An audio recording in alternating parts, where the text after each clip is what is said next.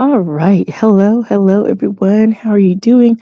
I hope you're doing wonderful. So, I'm coming on just a tad bit early because I wanted to get this out and I didn't want to forget. So, before I get started, you guys know what we do over here. Let's go ahead and cue that music and then we'll have a little chat about, I'm going to say chit chat, and that's exactly what we're going to do about being enough. So, let's go ahead and cue the music. God's gift through His word. It's God's gift through His word. It's God's gift through His word. It's God's gift through His word.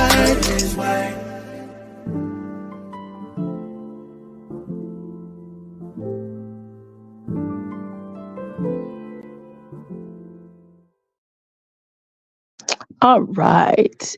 Back. And I am here with you all. So I am just going to talk really lightly. I needed to get this out because it was bothering me and I kind of dealt with it a little bit, but being enough. And sometimes I personally, I don't know about you, but sometimes we can get bogged down with trying to do so many things and trying to validate our importance of our existence or the things that we do because of what we've been raised in, and we're trying to process those things, we're trying to get them up and out and just be that person that we want to be and just stand in that. So I was dealing with that the other night because I was like, okay, I need to do more things. Regardless of the volunteer things I'm doing, I need to do more things. Regardless of the volunteering I'm doing at church, I need to do more things. Regardless of all the other stuff I'm doing with my kids, regardless of all of that, I need to do more. And then I thought, why am I trying to do more? That's going to push me into the lane of overwhelm. And I don't want that. I don't need to put those things on my plate. I don't need to do that. And I realized that I am enough with what I do. I'm enough who I am.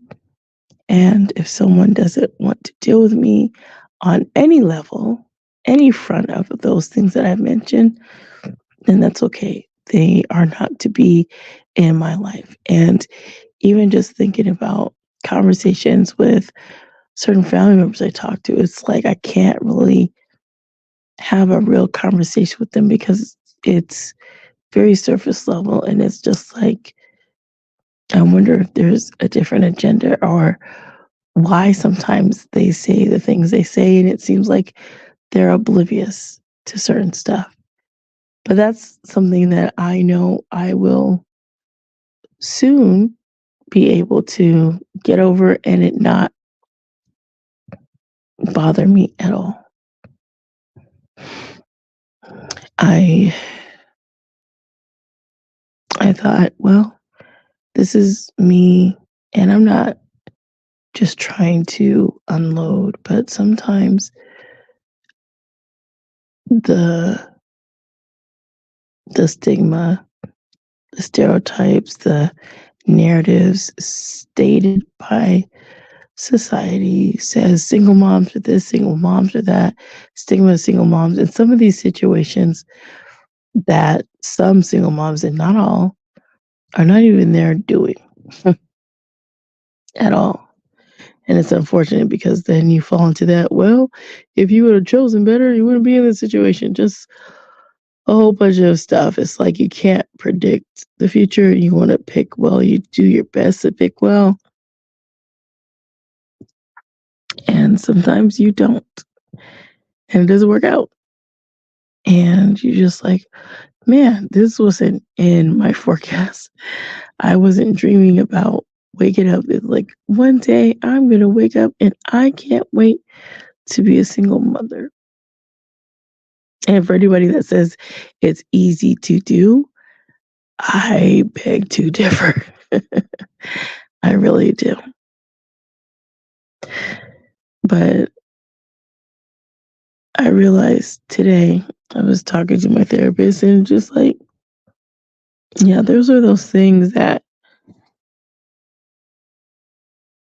you set boundaries and sometimes people still don't honor them.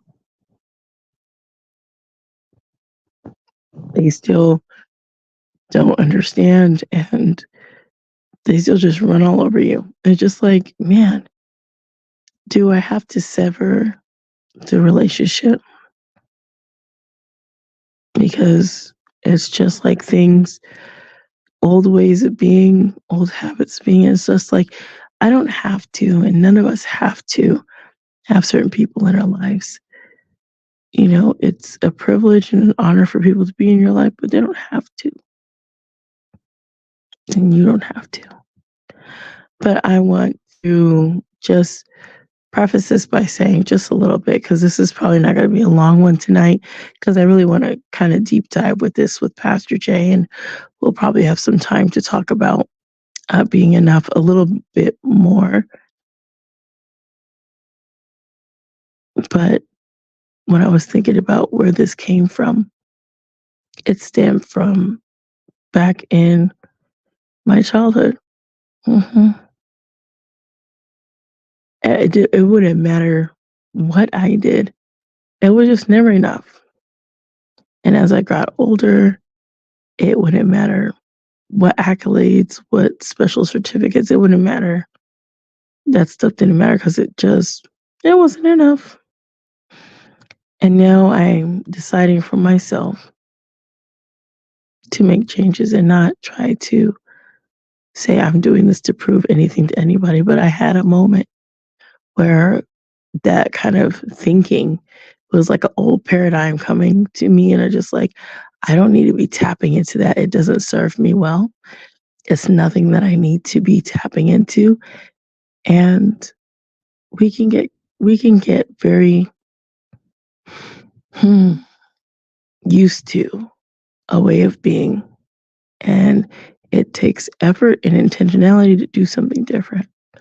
And that's what I'm working on doing something different and really being intentional about changing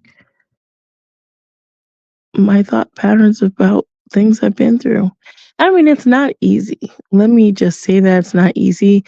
It sounds easy. It sounds simplistic. It sounds very, oh, you should be able to do that. Not a problem. In an instant, lickety split. Ah, done. But it's a little bit more complicated than that. And it's a little bit more complex. So it's not just something that you can do positive mind thinking about and stay in positiveness about it. You really have to do some things that for those who have gone through different types of traumas and abuses, sometimes navigating those waters means you have to take some time and space for you. And if that means years of space, hey, you take it. Sometimes people think it's going to go back to the way situations were, like nothing ever happened, nothing changed. And that's not true. And because in my family, no acknowledgement means that, you know, what you're saying is just you're delusionally a little bit crazy, you're a little bit off, and it's like you can't get through, and all you can do is talk surface level. And I don't want that. I I've wanted to have a connection with my family, and it's just always been uniquely different for me. And I know why I have been ostracized and alienated being in my own family. Of course, it's because I have a different father, and that's okay. It is what it is. Do I know him? I've talked to him. I assume I've talked to him. But other than that, the way people treat you, you understand you can't always forget that, right? And you try to overlook things. And for me, I used to extend the olive branch. And I did, again, in a way, extend olive branch for reconnection and all of that. And it's just like same old, same old.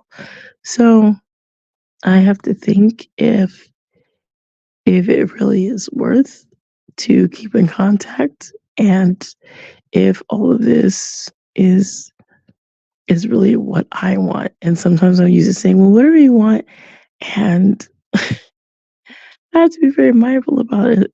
If somebody asks me, well, what do you want?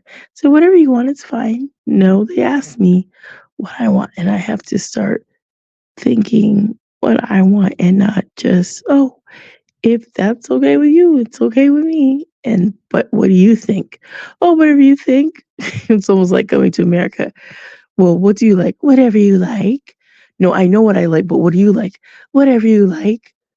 Uh It's just like, do you have your own opinions? Do you have your own thoughts? Do you have your own way of being? Do you have things that excite you, that make you get happy about things that you do, places you go, things that just spark that extra energy in you? And sometimes that can be dulled.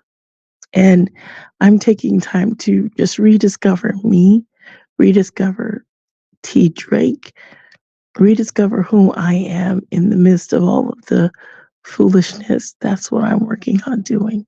So I did promise you that this wasn't going to be a long one. I just had to get a little bit of this out of me since I was dealing with it today and woke up this morning like I can't with myself today. So this is going to be a short one. I hope you guys will come back and tune in. And I'm hoping that Pastor Jay and we continue this conversation and talk about it a little bit more in depth. And he and I always have great conversations. So I'm looking forward to talking about that. So I just wanted to just get on and talk about it a little bit since it was just on my head. But please remember to be blessed, motivated, and always inspired to do what the Lord lays on your heart. And of course, after this theme song, I will be gone. So you guys have a great night, morning, or afternoon whenever you catch this particular broadcast. You guys take care. God's gift